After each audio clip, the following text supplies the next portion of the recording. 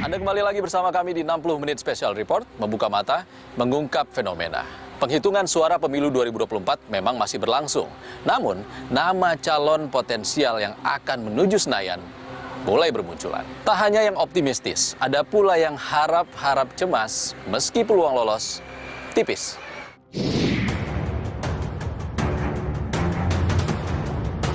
Di tengah rekapitulasi suara pemilu 2024, fenomena calon anggota legislatif yang gigit jari karena berpotensi kalah jadi sorotan.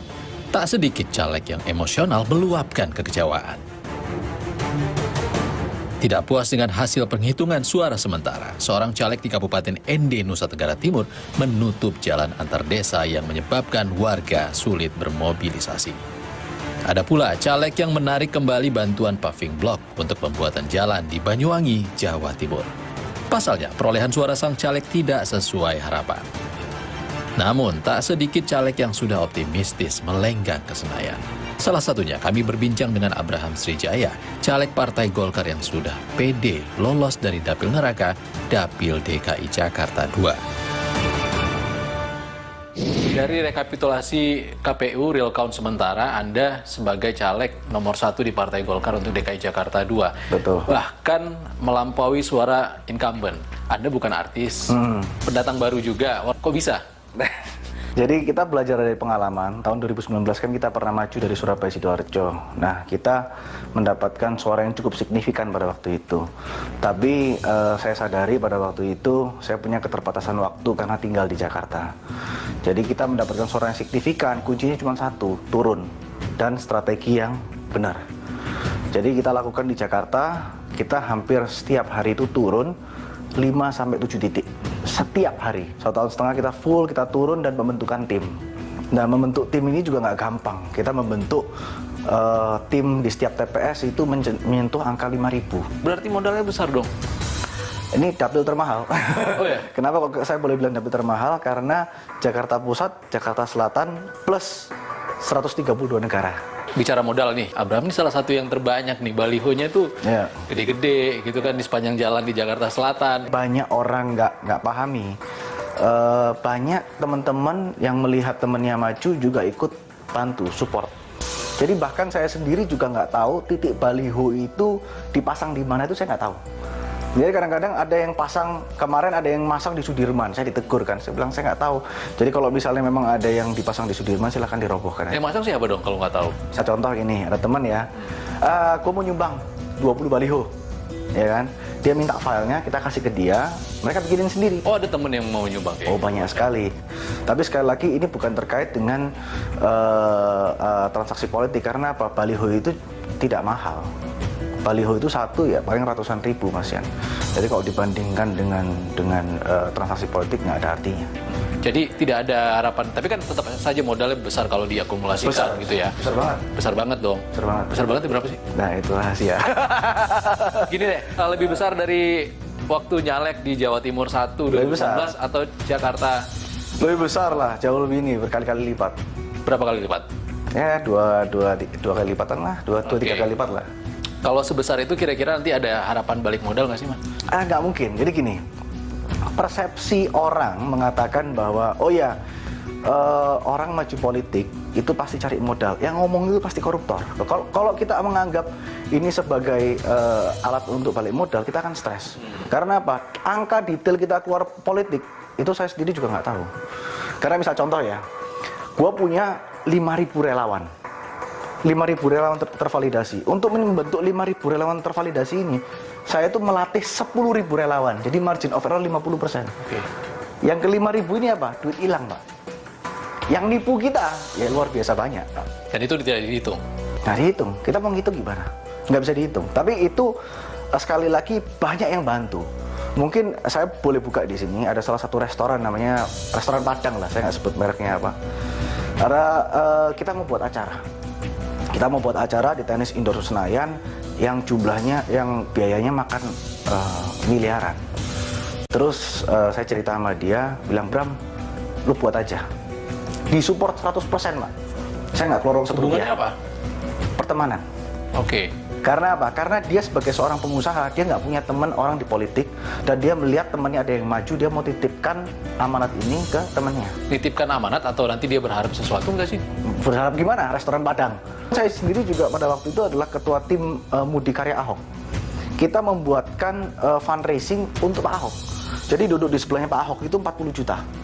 Duduk di sebelah table sebelahnya 25 juta. Kita bikin lelang lukisan, dan kita fundraising sampai miliaran. Rp1 saya nggak ambil, kita berikan 100% ke pada waktu itu teman Ahok sama grupnya Pak Ahok. Nah itulah proses kampanye yang benar.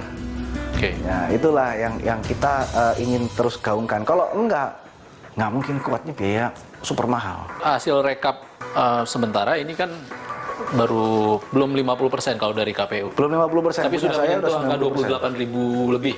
28.000 lebih. Bahkan meninggalkan Mbak Christina Haryani yang juga incumbent, bahkan partai-partai lain juga masih banyak yang di bawah situ. Ini kalau pemikiran saya pribadi ya, ini kesalahan dari teman-teman itu adalah menganggap bahwa mereka incumbent, mereka dikenal, dan pemilih mereka setia. Itu kesalahan itu. Karena pemilih kita ini sangat dinamis. Sangat dinamis. Jadi bisa berubah hitungan hari, bisa berubah hitungan detik. Contoh, kita punya 5.000 relawan. Yang kita minta untuk nyoblos itu adalah keluarga seranjang, tetangga, dan teman-teman yang dia percaya. Itu yang kita penetrasi dan kita rawat. Kita rawat bukan sekali, kita rawat 3 kali. Pengenalan, didatangi, turun, terakhir diajarin cara nyoblos. Terakhir dijemput. Nah, harus dijemput. Kalau nggak dijemput, hilanglah itu barang. Apakah ada margin of error? Gede banget. Yang nipu juga banyak. Tapi ya, it's politics khususnya di Indonesia ya. Efektifkah modal besar itu? Karena kan kita juga tahu tahun 2023 akhir, Mas Abam juga ngajak band papan atas nih The Massive untuk keliling dunia ini. Karena kan dapilnya juga ada di luar negeri, itu ngefek nggak sih? Ya, nggak ngefek.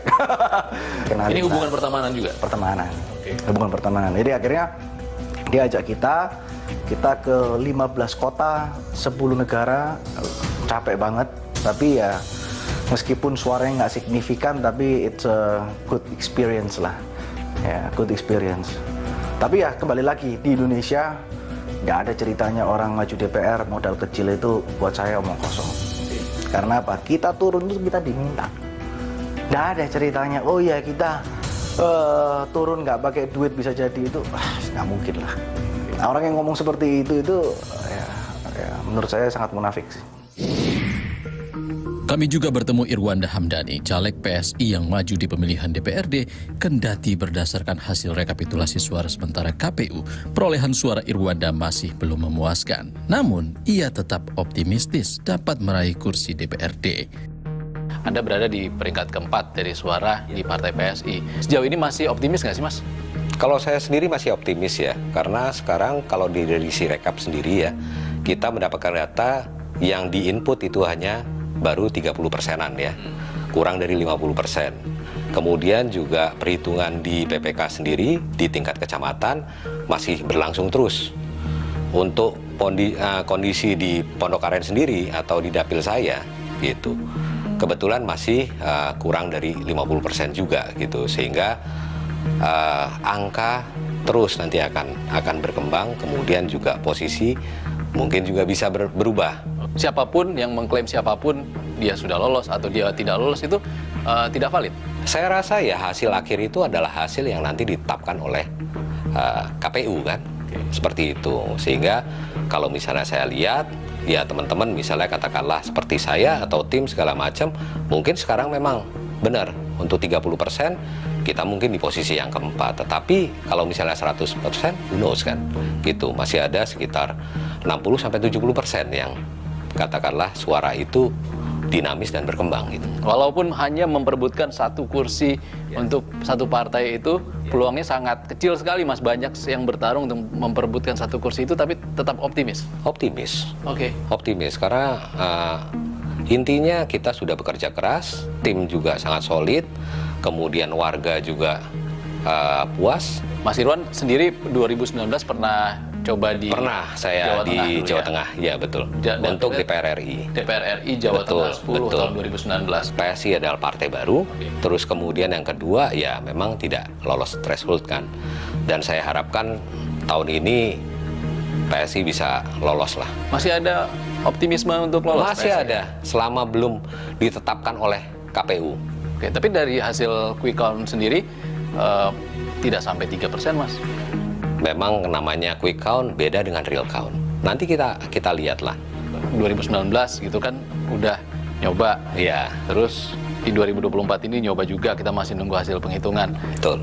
Untuk jadi caleg itu kan butuh biaya yang gede ya, Mas ya? Kos politik itu makin lama makin naik. Bahwa semua itu tujuannya untuk menang. Bagaimana cara jalannya itu kan berbeda-beda. Kosnya besar atau kosnya kecil segala macam itu relatif.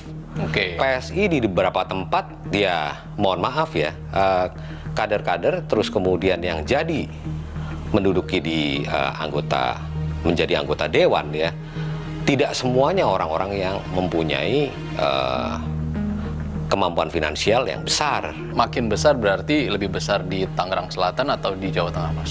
Saya rasa di semua daerah pun juga relatif hampir sama. Gitu. Tinggal misalnya katakanlah bagaimana caranya kita untuk memanage itu dengan baik. Kira-kira nanti kalau Penghitungan suara pemilu 2024 memang masih resmi oleh KPU, temannya Mas Irwan ternyata dari PSI yang lain gitu yang lolos ke DPRD Kota Tangerang Selatan. Kecewa nggak, Mas? Saya nggak kecewa, karena yang pertama adalah PSI itu harus nomor 1, begitu. Terus kemudian siapa yang misalnya duduk nanti menjadi anggota dewan, ya kita semuanya support. Kalau misalnya tidak menjadi anggota dewan, karena kita kader fungsionaris, kita bisa memberikan masukan-masukan kepada siapapun yang nanti akan duduk di situ. Oke. Tapi semoga aja lah itu. Masih optimis ya? Optimis pasti. Baik. Saya dan tim semuanya masih optimis. Saudara, fenomena caleg artis di pemilu jadi cerita tersendiri pada pemilu 2024 tahun ini. Selengkapnya, usai jeda di 60 menit Special Report. Saya kira sih ada semacam kejenuhan mungkin gitu dengan wajah-wajah lama gitu di pemilih yang sudah cukup melek informasi gitu.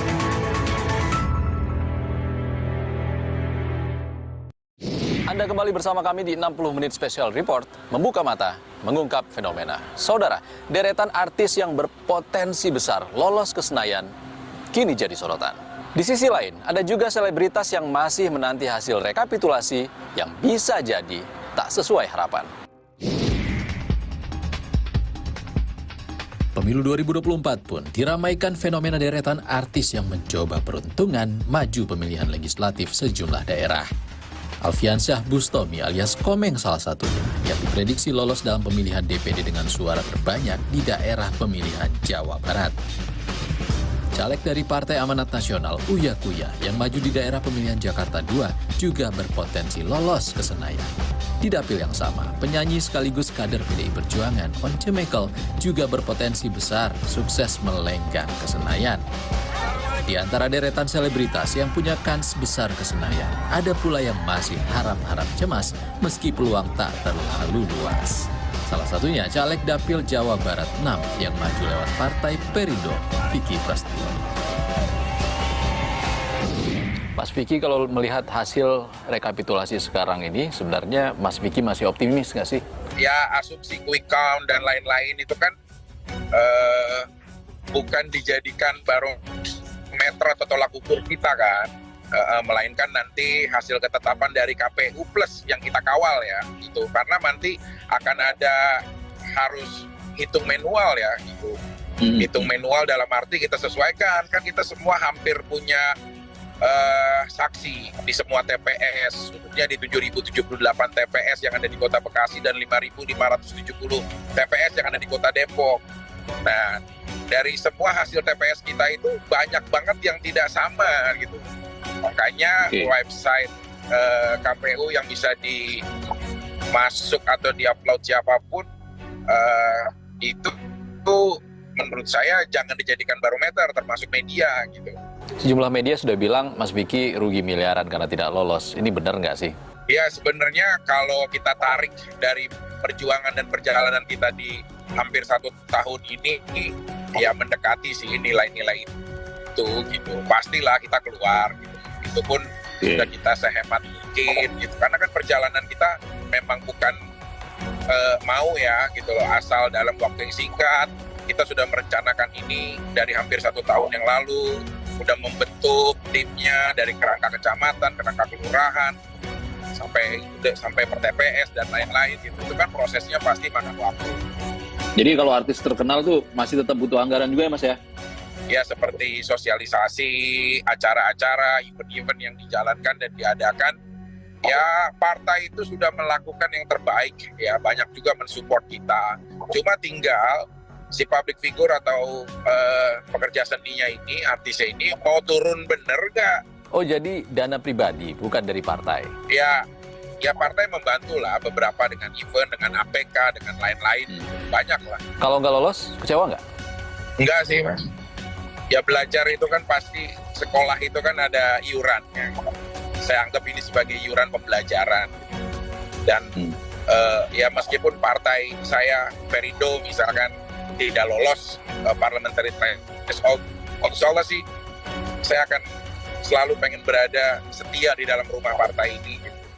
Banyak petahana yang justru tergeser angkanya. Per hari ini misalnya, ada beberapa nama petahana yang justru tergeser dengan caleg-caleg yang baru ikut bertarung di 2024. Ini fenomena apa yang dilihat dari Formapi? Saya kira sih ada semacam kejenuhan mungkin gitu dengan wajah-wajah lama gitu di pemilih yang sudah cukup melek informasi gitu ya. Jadi di pemilih yang sudah sangat terinformasikan terkait dengan kinerja DPR misalnya, yang memang selama ini selalu dipenuhi oleh kritik gitu ya, juga tingkat kepercayaan DPR yang selalu rendah gitu.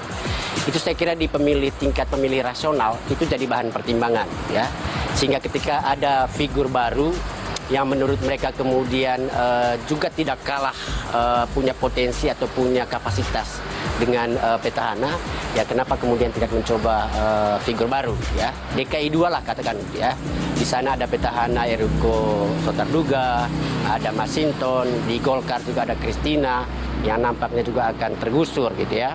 Oke, tapi kan mereka sudah punya modal sebagai petahana, sudah sering reses. Modal petahana itu mestinya pada kinerja. Jadi pada kelompok pemilih yang sudah sedikit rasional, yang kemudian mempertimbangkan soal kapasitas calon, ya jelas apa yang kemudian ditunjukkan oleh petahana melalui kinerja mereka menjadi anggota DPR selama ini itu tidak cukup memuaskan. Dengan harapan orang-orang baru ini bisa diharapkan memberikan perubahan. Termasuk populer sebagai artis misalnya. Popularitas sebagai artis misalnya. Itu juga sangat mendukung. Sangat mendukung, walaupun saya kira itu bukan satu-satunya faktor yang membuat orang kemudian terpilih gitu ya.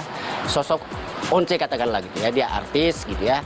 Dia juga dikenal dengan artis yang tidak punya masalah atau kontroversi gitu saat menjadi artis. Jadi kenapa kemudian tidak coba dengan dia gitu, ketimbang kemudian mempertahankan petahana-petahana yang selama ini juga tidak memberikan pengaruh apa-apa juga gitu, bagi dapil juga bagi DPR.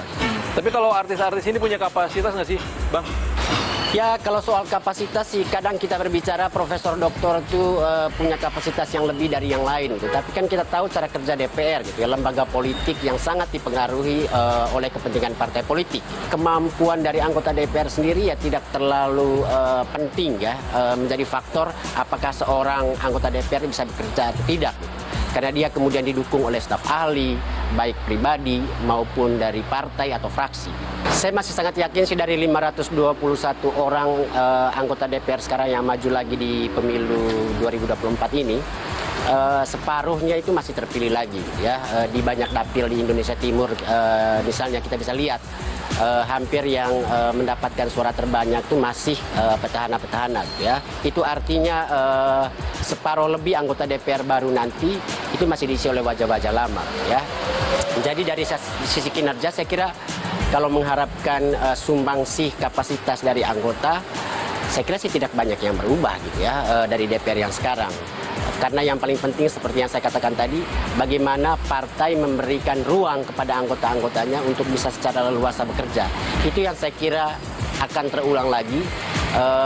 Anggota DPR akan lebih banyak kemudian diawasi oleh partainya, sehingga tidak semua anggota merasa bisa bebas bicara ke publik bahkan juga mungkin di ruang sidang. Ya. Ini yang membuat saya kira mau profesor doktor, mau artis juga, ya tidak banyak punya pengaruh bagi kinerja DPR secara kelembagaan. Jadi ketika pemilu dia dimanfaatkan untuk mengeruk suara, dan ketika terpilih dia pun terkekang tadi oleh partainya itu. Betul, saya kira itu situasi yang semakin terlihat sejak 2019 lalu. Gitu ya. Kita melihat yang kemudian bisa muncul di publik itu hanya 1-2 orang anggota saja, ya, dan hampir selalu orang yang sama dari partai yang sama, gitu ya.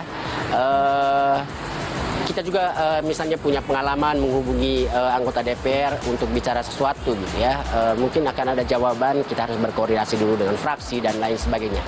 Jawaban yang mungkin di periode-periode sebelumnya jarang kita dengar atau hampir tidak pernah kita dengar ya. Dengan semakin terkonsolidasinya saya kira oligarki gitu, ada kepentingan dari partai politik untuk memastikan tidak muncul masalah dari apa yang disampaikan oleh anggota-anggota DPR kalau itu tidak dikoordinasi dengan baik. Kalau itu nantinya akan berpengaruh nggak sih Bang ke kepentingan dari legislasi atau pengawasan? Saya kira sih iya berpengaruh banget gitu ya. Di periode 2019-2024 ini tidak ada keputusan terkait undang-undang yang kemudian proses pengambilan keputusannya itu diserahkan pada voting anggota ya. Lebih banyak kemudian ditanyakan ke fraksi saja.